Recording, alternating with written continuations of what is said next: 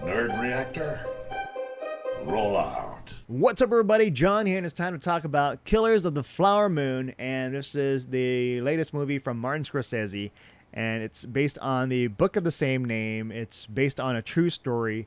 And when I was watching this, I didn't know anything about the book or the true story of the Osage murders. And I was in for a wild ride because Martin Scorsese, he's back at it again, and I think he's just the right person for the job, just for this story, just bringing this terrible story to life of just the murders. And since it's set in the Osage Nation in the 1920s, and it goes from like the Osage people discovering oil, all the way until the murders, to the end with the federal government getting involved and the court cases. And so Martin Scorsese captures a lot of that with his team, just bring the horrors to life, and with the cast of characters, you really see why the Osage Nation, why they're like being affected by it, and just the players that are involved in hurting and killing them and extorting and just manipulating and all that just for money. The movie starts off in the late 1800s, Oklahoma, and the stage people, they're living their lives in peace, and it's just a simple life too for Native Americans. And then oil strikes on their land, so of course with oil comes money and wealth and all that, and so their lives have quickly changed. So they would have like the big houses, and they would have the fancy clothes and the fancy cars, and now they can hire servants. So now their servants are white settlers in the area, and you have the drivers, and you also have just servants and maids and all that, and so their lives have changed forever. And of course, with wealth comes also greed, and that means there are people that want a piece of the action that aren't part of the Osage Nation. So they'll do whatever it takes to try to figure out a way, hatch a plan, scheme something. Like, maybe if I become part of the family, and I'll get money somehow. And so you have Leonardo DiCaprio. He plays Ernest Burkhart. He's coming into this new place, the Osage Nation, and starting a new life. He meets up with his uncle, William Hale, who is known as the King of the Osage Hills, and he's played by Robert De Niro.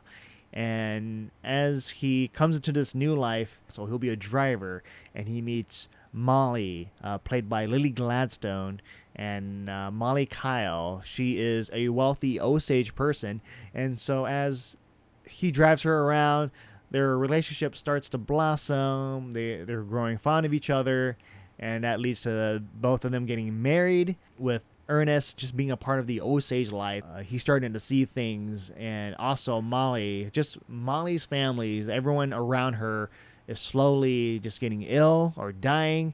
And then you're in this ride. Like, for me, when I watched this, I didn't know anything about the story, or I didn't know the story about what the book is based out of, which is based on the true story. And these are like actual characters.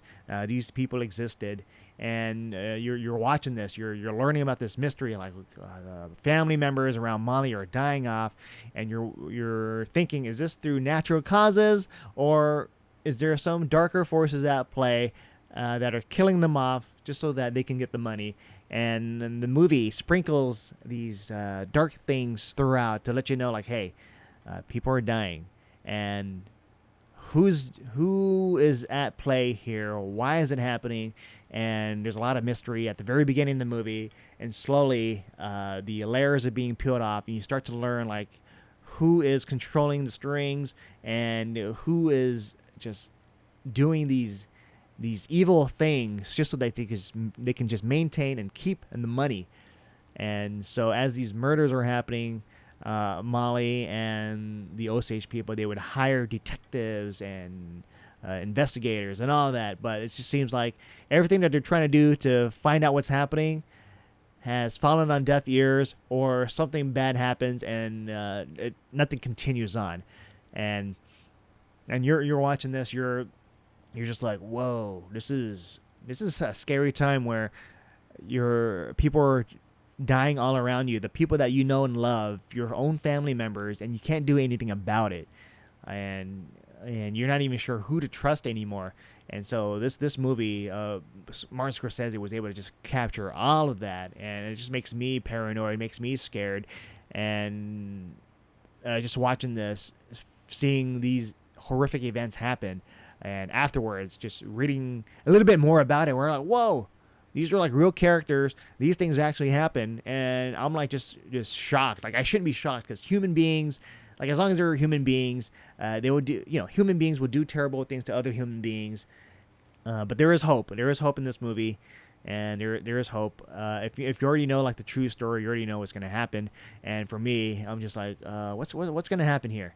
And it was like a wild, just crazy roller coaster of just emotions. Martin Scorsese, he hasn't lost his touch, especially with just bringing this historical true story to life, and just capturing the violence. Just the brutality of it. When you see the violence, you're like, whoa, this is like, the way that these people do it is just so effortless, but that's why it's so scary, because they'll just do it like it's nothing, and it's just all just for money. And that's like the horror aspect of it, of just how quick and brutal things are, and then how there's fear and paranoia with the Osage people. And the casting, the casting, they're all just wonderful performances, especially with Leonardo DiCaprio as Ernest Burkhart, and also Lily Gladstone as Molly Kyle. And you really get to explore through Leonardo DiCaprio, like, his side of just how these people, the non-Osage people, are affected, and how they want a piece of the Osage action.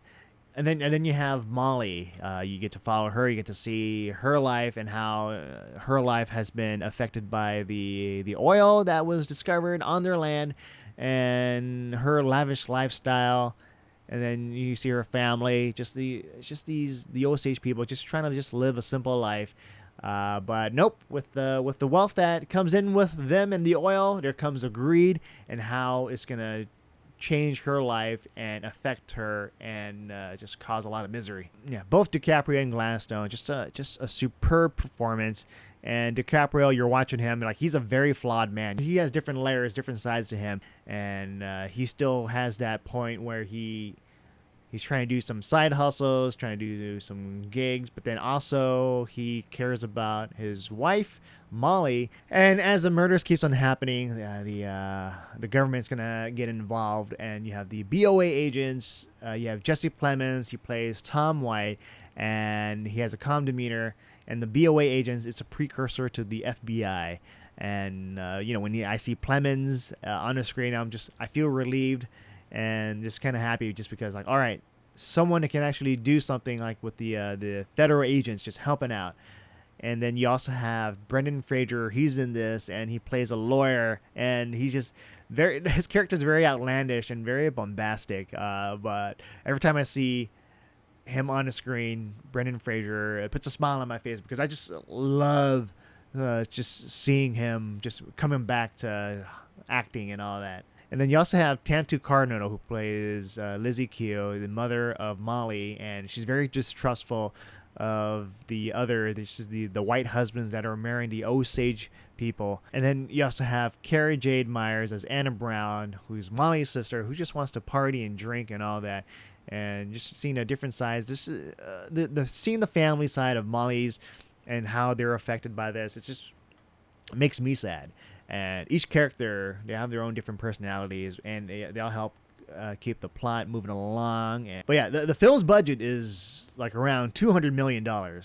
And you can see it in this film, just with just being a historical film set in the 1920s Oklahoma, the Osage Nation, seeing the outfits, the cars, the classic cars, the fancy outfits and all that, and just capturing that time period. And also you're dealing with just the murder and even explosions. There's explosions in this, and this is a very expensive film, and you can just really see it in the sets and the costumes and all that. And so I was able to watch this in Dolby Cinema, so there's Dolby Vision and Dolby Atmos. And so this is the type of movie where it's not like your typical big, heavy blockbuster where you got the very cool visuals, like vibrant colors and all that. So this is a very nuanced film. But yeah, I was just very focused on the story. So like I got lost in the characters, the performances, and just seeing just a lot of the mess up stuff that the people would do. And just this life, bringing it to life, just seeing the Osage people. It's an important movie to watch for students of history, U.S. history, and it's very sad. And so I think with that, with Killers of the Flower Moon, I think it's a feat of filmmaking from Scorsese. And Lily Gladstone, Leonardo DiCaprio, their performances are superb. And you get to see the different sides, the Osage people side, and also the settlers, the white settlers side, and the rest of the cast. They've all done a good job. And the cinematography by Rodrigo Prieto, and the set designs. It just brings everything to life, and it just really immerses you into this historical Oklahoma. And yeah, those are my thoughts for Killers of the Flower Moon. Let me know what your thoughts are on the comments below. With that said, I'm John, and if you enjoyed this video, please give it a like and subscribe to this channel. With that said, I'll see you guys next time.